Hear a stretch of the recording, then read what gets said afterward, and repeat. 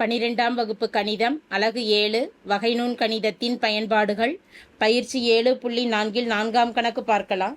f of x equal to x square minus 3x plus 2 என்ற பல்லுறுப்புக்கோவையின் வரிசை x minus 1 அடுக்குகளாக காண்க என கேட்கப்பட்டுள்ளது. x minus 1 அடுக்குகளாக அப்படிங்கிறப்ப xன் மதிப்பு 1ன்னு தெரிஞ்சுக்கலாம். 1 minus 1ங்கிறப்ப தான் 0. எனவே இது எந்த விரிவை பயன்படுத்தணும்னா டெய்லரின் விரிவை பயன்படுத்தி தான் நம்ம விரிவாக்கம் செய்யணும். எக்ஸின் மதிப்பானது x மைனஸ் 1 சமம் 0 எனும் பொழுது x ஈக்குவல் டு 1 என பிரதியிட்டு விரிவாக்கம் கணக்கிடணும். டெய்லரின் விரிவை எழுதுகிறோம். f ஆஃப் x என்பது f of a plus f dash of a by 1 factorial பெருக்கல் x minus a plus f double dash of a by 2 factorial பெருக்கல் x minus a whole square plus etcetera. சார்பு f of x ஆனது x square minus 3x plus 2. இதை வகையீடு செய்யும் பொழுது f dash of x ஆனது x ஸ்கொயரின் வகையீடு 2x மைனஸ் 3 பெருக்கல் எக்ஸை பொறுத்து வகையிடும் பொழுது மதிப்பு 1, 2 வகையிடும் பொழுது மாறிலி மதிப்பு 0 ஆயிடும். 2x 1 பெருக்கல் 3 minus 3. f double dash of எக்ஸின் மதிப்பானது எக்ஸை பொறுத்து வகையிடும் பொழுது 1, 3 0 ஆயிடும். எனவே 2 மட்டும்தான் இருக்கு. f ட்ரிபிள் டேஷ் ஏது கணக்கிட்டுட்டோம் அப்படின்னா 2 என்ற மாறிலி மதிப்பாக இருக்கிறதுனால அது 0 ஆயிடும்.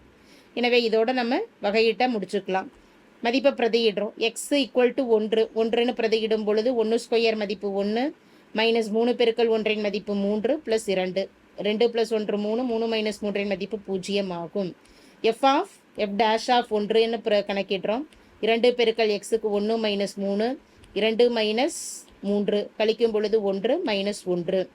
f டபுள் டேஷ் ஆஃப் 1 2 பெருக்கல் 1 2ன்னு மதிப்பு எழுதியிருக்கிறோம். 2 என்பது மாறிலிங்கிறதுனால f டபுள் டேஷ் ஆஃப் 1ன் மதிப்பு அதே மாறிலி மதிப்பு 2 தான் நமக்கு அமையும். இது f of 1 f dash of 1 f double dash of 1 ஆகும்.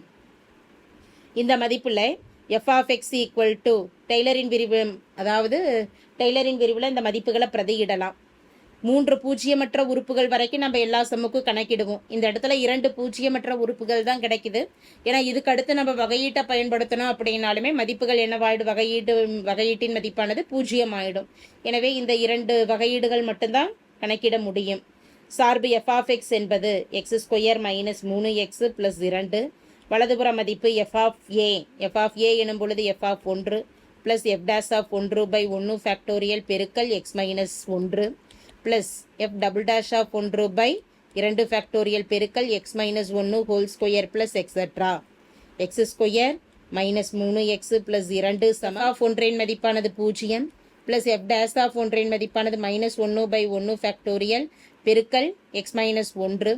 அடுத்து f டபுள் டேஷ் ஆஃப் 1ன் மதிப்பு 2 பை 2 ஃபேக்டோரியல் பெருக்கல் x minus 1 whole square.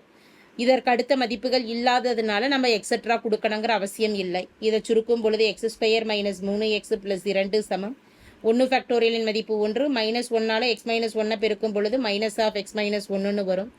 2 by 2 factorial என்பதை 1 பெருக்கல் 2ன்னு எழுதிக்கலாம் by x minus 1 square 2 2 cancel ஆக போக சமன்பாட்டின் விரிவாக்கமானது x square minus 3x plus 2 சமம் வலதுபுற மதிப்பு minus of x plus 1 plus x minus 1 whole square ஆகும். தேங்க்யூ.